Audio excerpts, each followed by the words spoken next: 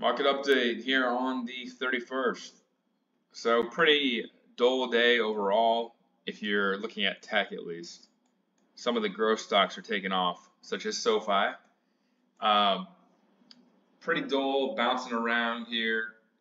I took some puts when it hit their zone here, the daily or 4-hour supply zone, and made a little bit on some scalps. But I didn't have confidence in this going down enough, so I just basically scalped it for very small gains. Collected some burger money, and that's about it.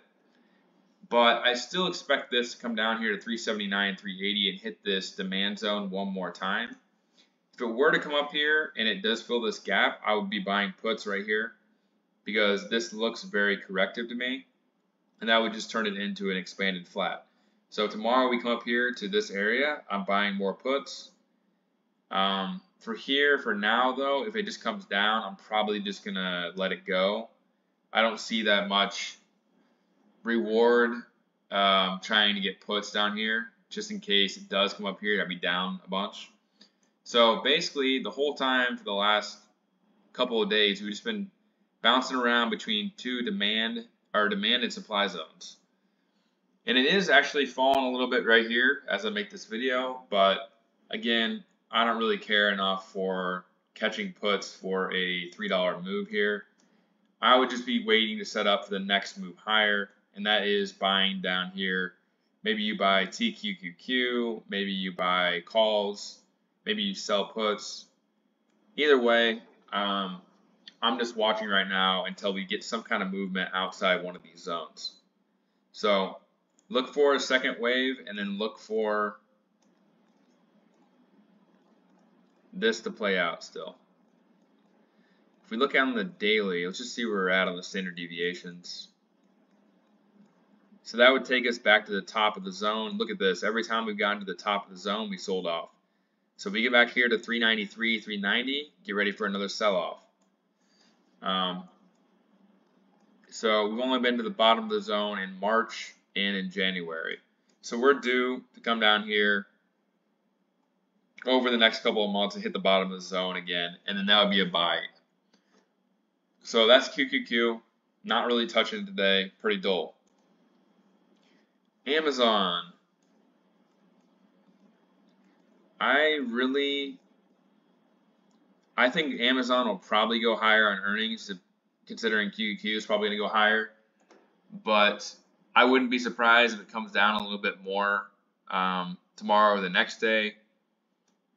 I really think that there's a good chance it can fill this gap here at 141 and 144.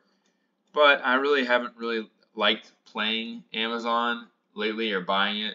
So I'm sitting on the sidelines, but if you want to play it, look for it to potentially go to those levels. Microsoft is the one I am playing. Earnings out of the way. Earnings are pretty good. The reason I'm playing Amazon is this is a 5-wave move right here. I see this as A, B, and this has potential to be an expanded flat.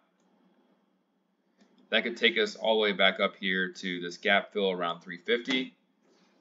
And that would be the overall B wave. And so I can see that playing out. This looks like it could potentially be 1, 2, 3, 4, and 5. And then I'd be playing the downside to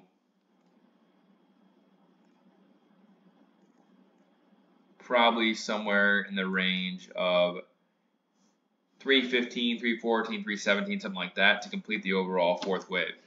So I think it's due for a bounce. This took about 8 days, so I would be looking for something maybe into the 3rd, right into Apple earnings around 350. So look for that on Microsoft. And even if it does break below this level, I would normally get stopped out, but that would just mean that we are probably going to hit this area right here, and so I would just be holding on to that because, again, look on the 1 hour, look where we're at in the standard deviation. 4 hour, we are outside the bottom of the standard deviation. Look what happened every time it got to the bottom of the standard deviation. It bounced pretty hard. So this is a pretty much no-brainer for me. I bought some shares today, and I will try to ride them up to 350. And the reason I'm buying shares because I think it's a lot easier for me to hold when I buy shares than it is if I'm buying options. And a lot of times I don't want to manage the options and make it easier on myself to actually hold through the whole move. So that's Microsoft. Expect a B wave bounce. Tesla, I took some profit on some of my sold puts to balance out my portfolio. I really like this to go to 274 though, at least. But and it is above a demand zone, so really I didn't have anything to worry about, but I just wanted to take some risk off the table. This could turn into being a 5-wave move. It could go all the way up to 278, 280, somewhere in that range too. But I wouldn't be surprised if it dips back down to the low 260s first, with QQQ going down to 379, 380. Overall, I still think it's a B wave, most likely. And after we finish this move, which I was looking for August 7th, I'm looking for more downside, potentially the gap fill at 235. DIS, I have this one in here because of how oversold it is and where it's at on the weekly standard deviation. We're getting towards the very bottom of -2 standard deviations. Plus, if you look at where this is at since the 70s, I think it's in a 5th wave, but I have it as in the 5th wave, 1, 2, 3, potentially 4, and a 5th wave higher. I don't know how high that's going to go. And I could be wrong about that too, but it doesn't really matter if I'm wrong because I will know here soon. This could end up being a B wave. Could be A, B, and then a C wave down here. That's possible too. But again, if we go to the middle of the standard deviation, let's say we bounce to the 0.38 fib. So even if we bounce to 120 to 133, that's still a huge gain. That's still a 50% gain. So I'm accumulating here a little bit. I'm not a huge fan of the company, but I am a fan of the stock right now, and that's all that matters. This really looks like a B wave to me though. So we'll see. This could be ABC right here, and we get a move back up here to 126. But either way, if you just accumulated this like let's say every $5 down, eventually it's going to bounce. I see 5 waves is probably complete, and we're probably already in a B wave or a second wave. This did hold the bottom right here. So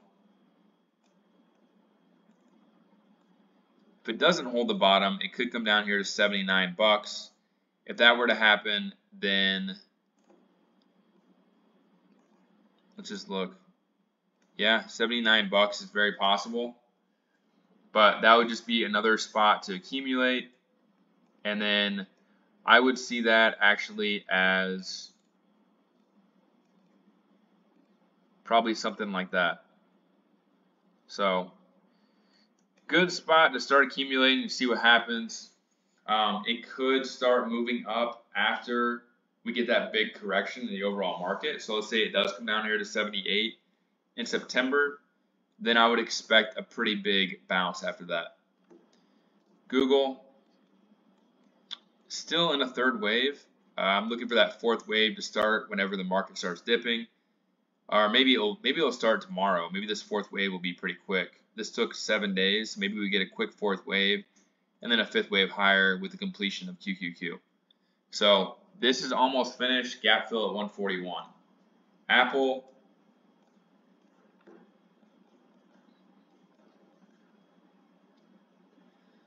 this looks very B wave-ish, so I wouldn't be surprised.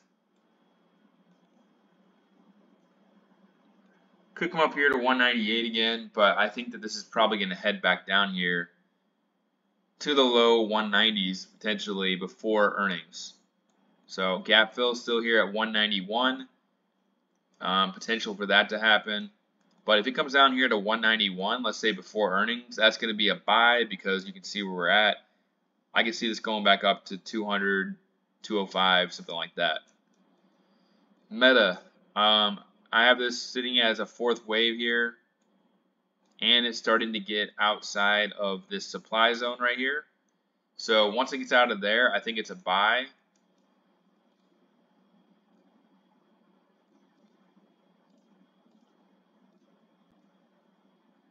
It crossed outside of there. That's a buy to me. I think it's got another move higher. I think it can hit potentially like 335, maybe 340, something like that. But we'll see. All of them are setting up for maybe a small dip tomorrow and then probably a big rip going into the end of the week, in my opinion. But there isn't really anything substantial going on right now. So I'll do an update tomorrow, I guess. Let's see what happens. I gave you a few ideas. This is really good. Tesla, if it dips, you can sell some puts. You can buy some shares. I really like Microsoft here. QQQ, 379, 380. Maybe a little bit more dip in Apple. Google, probably a dip here tomorrow too. But we'll find out what happens. I'm probably going to make some videos on some of the growth stocks after this, including SoFi, because they had earnings and they absolutely killed it again. So I'll leave this one at that, and leave me a comment, like, subscribe if you like the content, and I'll talk to you tomorrow.